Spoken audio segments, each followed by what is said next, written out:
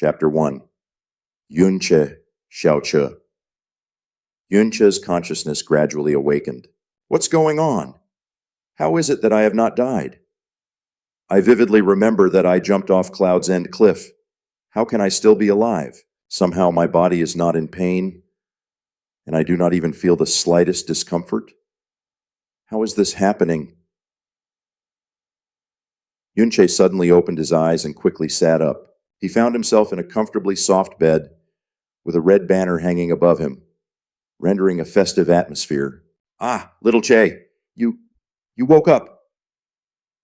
A girl's gasp of surprise was heard from his ear, and the same girl appeared in his line of sight. At a glance, the girl dressed in green looked to be 15 to 16 years of age. She was as fair as snow, with charming rosy lips and a delicate nose. A touching look of deep surprise was expressed by eyes as clear and transparent as a pool of translucent spring water. Her face exuded a dazzling gentleness and softness. At this young age, she already exhibited such charm, so who can possibly imagine what sort of beauty she would be in the future? Staring at the nearby girl, Yunche took a closer look and unconsciously let two words escape his lips.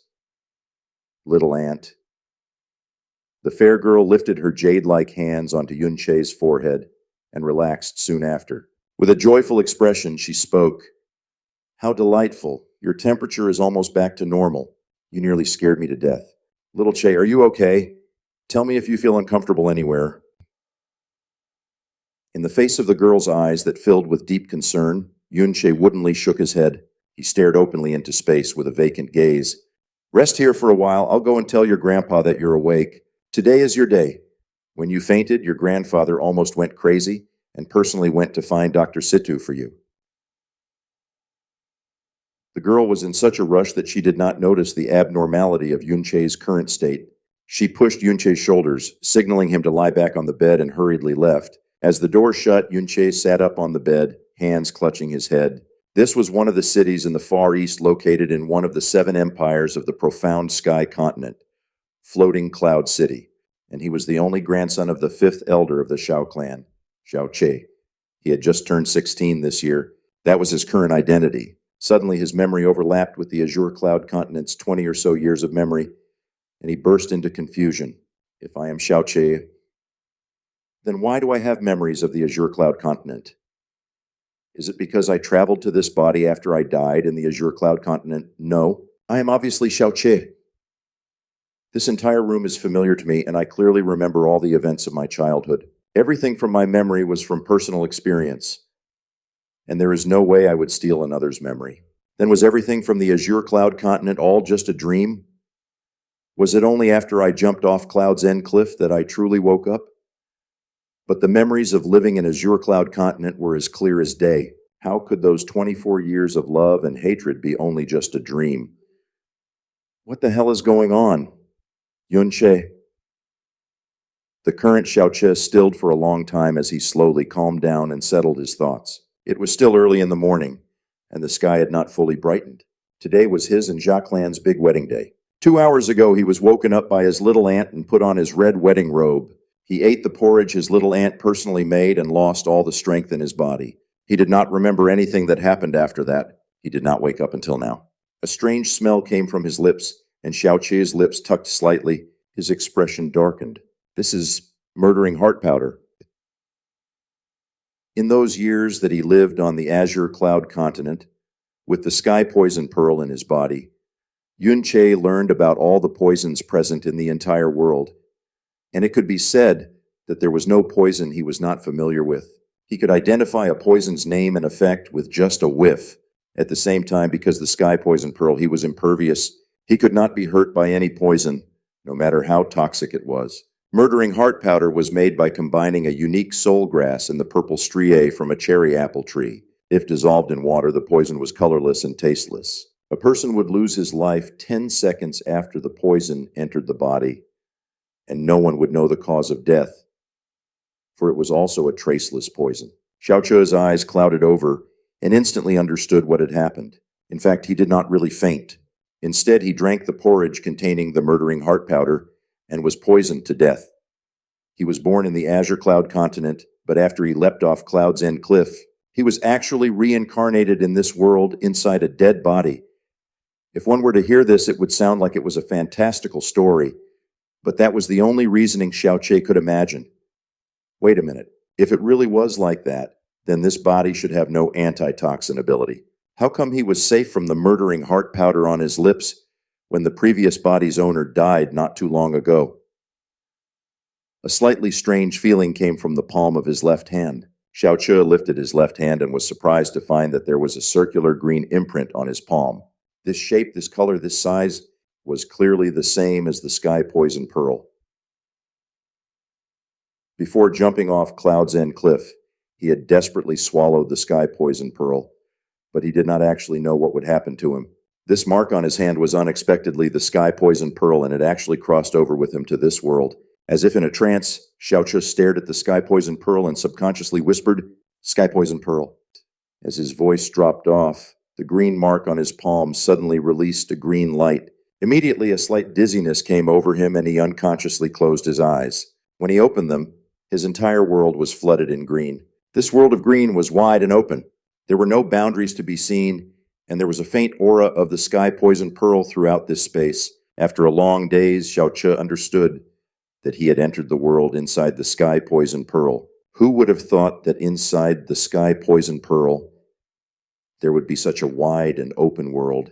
What was even more unimaginable was that after he'd eaten the sky poison pearl without thinking of the consequences, the sky poison pearl had actually traveled along with him, and even seemed to have become a part of his body. If there was a way in, there had to be a way out. Xiaoqie closed his eyes and concentrated his thoughts. Suddenly, the world of green hastily dissipated, and when he opened his eyes again, in his vision was the room he was familiar with. Staring at the faint green mark in his palm, Xiaoqie slowly smiled. Even though it was not known why this ridiculous event occurred, not only had he reincarnated, but also retained memories from both lives. Maybe even the gods couldn't watch the suffering of the two lives, took pity, and gave him a chance to live again. Yunche was the victim of persecution from Azure Cloud Continent's countless strongest individuals. Although he died in the end, he shook the world by himself. How awe-inspiring and astonishing was that? However, his body right now was only average.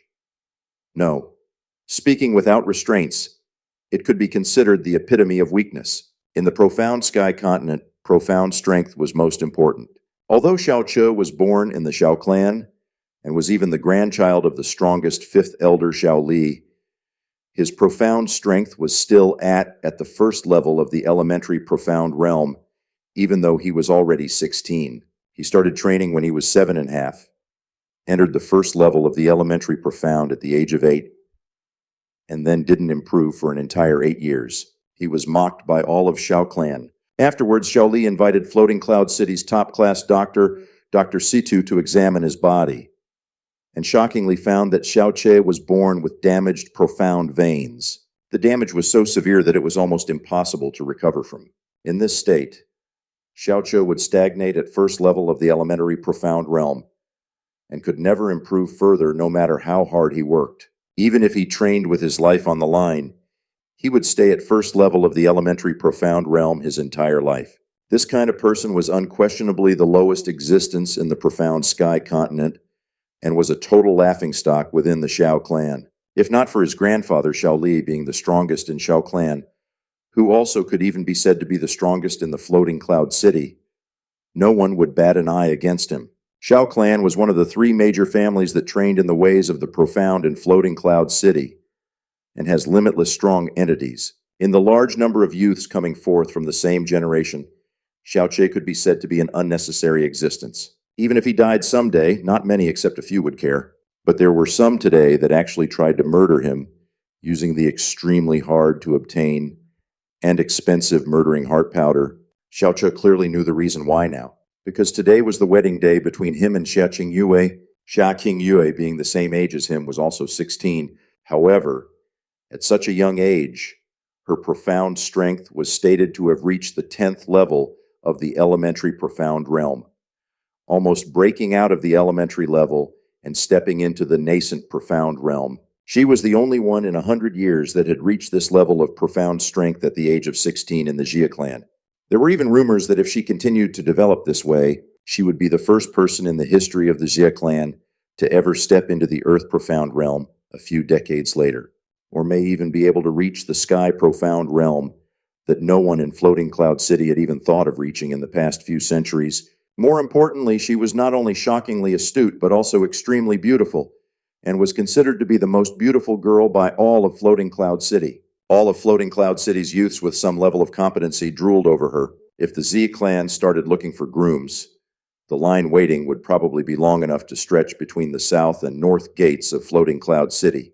This pinnacle of a girl with both intelligence and beauty in the Floating Cloud City was actually marrying the generation's most worthless youth with no future at all. Who knew how many people were stomping their feet in anger and jealousy?